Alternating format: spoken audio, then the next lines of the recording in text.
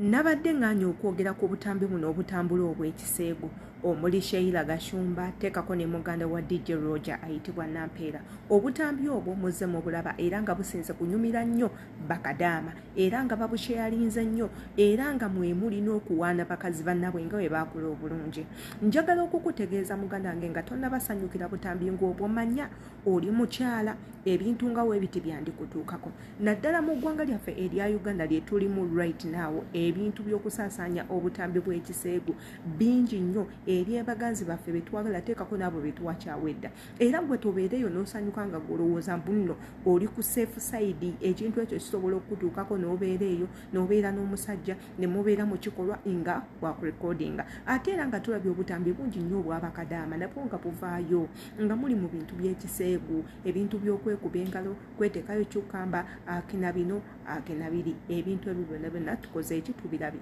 era ne tubabuulira ne tubagamba bannange mulekeraawo mwe ababadde bakikola nga mumanyi nammwe abakiralinga obutambi nga bwe buti mu bukomi kaakati nno obadde okimanyi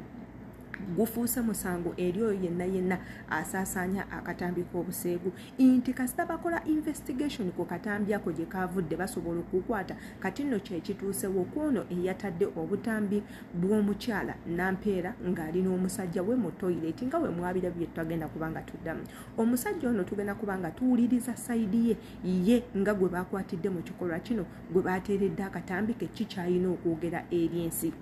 Njagala nawe weewulirireko okusalawo kusigala eriggwe. Yenze Sheila Adita, welcome back to my YouTube channel. Gwe nabadde naba kusubscribinga kwata ku notification bell buli video yonna gye nkuterayo obeere nga ogiraba bulungi nnyo kwata ku kade so that gw'osooka okuba nga bakuwa message buli otuteeka video commentinga manye endowooza yo nga gwe ali mu kulaba obutambi bunene. Katugendeko mu maloboozi g'oyo omwami gwe baakwatidde mu kikolwa ng'ali ne muganda wa DJ Roger tuwulire biki byalina otugamba ate era tubeere nga tukomawo gwe twekumireko. Obeera ng'oli mu nsonga ezo obeera okaaba onyiige okole ki. Nobody's supposed to record me. Ate n'osanyuka nnyo n'engamba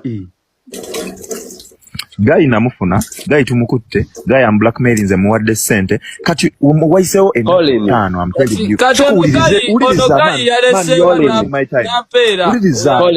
I have things to do man. Nkola kiro. I be on my phone working at night. Mumpulirize, I go do my things. We all move like it is. Let us observe Len. Last week, Guy ono nga nabivaako dda namuwa ssente video nkimanya gideletinga nze nsulaawo kwa Kesha Mall. There's an apartment just around there, just there ku mall kwennyini. Nga ndaba Guy mu meetinga mutwala ku rooftop to smoking nga tumalo smokinga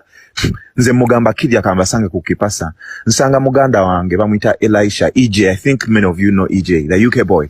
Ngaba akutto yo Guy bamukuta kirya yalikinze ka video gwogambye gwe yalikinze video anti mbanyonyo ate muuli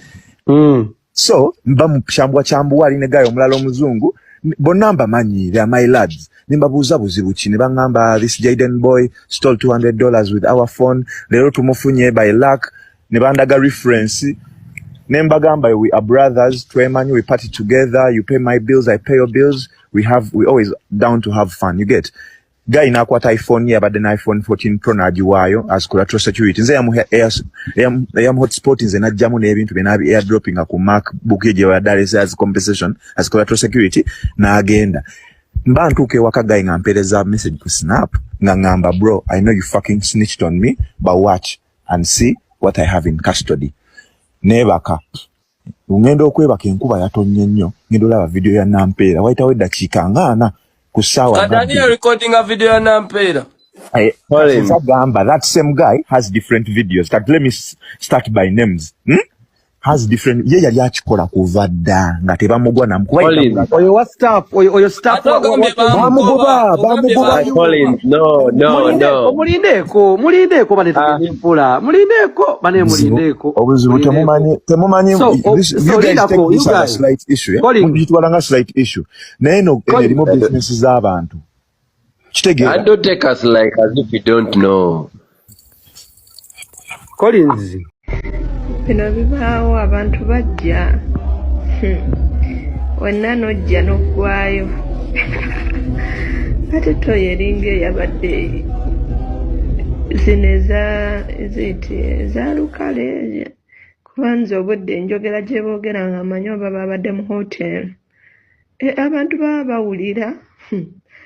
nze naye kyali kintuuseeko bayirawo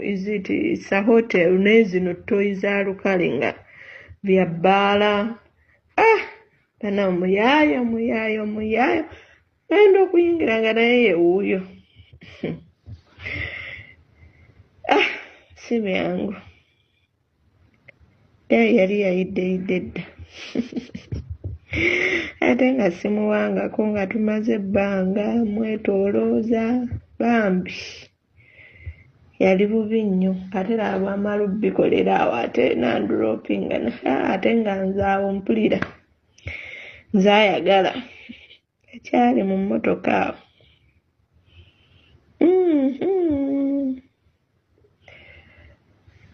kyali kikambwe kubanga yalugwamu bibaawo bino nabo batulekemu bwe bulamu bwe tuyitamu bambi sorry kasita abadde ne boyfriend abadde sigamba nti boyfriend ate amukutte na mulala ono yawulidde mirango ono wa kamera kuba si be bagyetegedde babadde tebamanyi ono yayise manju ate abantu baba bawulira navaayo nga nswadde buli omu jjukira itsa hotel wano ku benko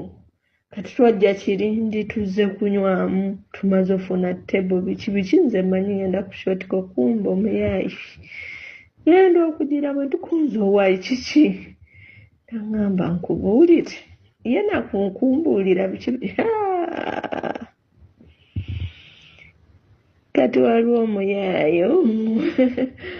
nangamba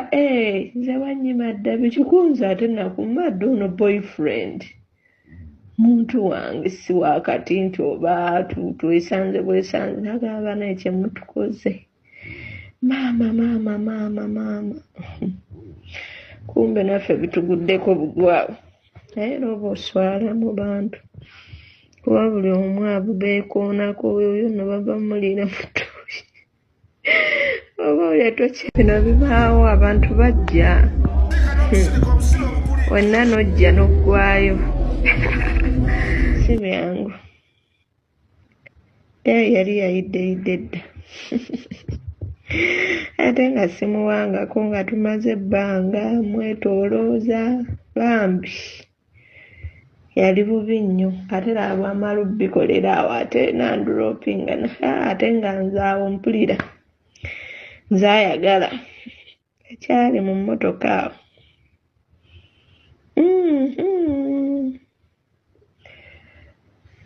kyali kikambwe kubanga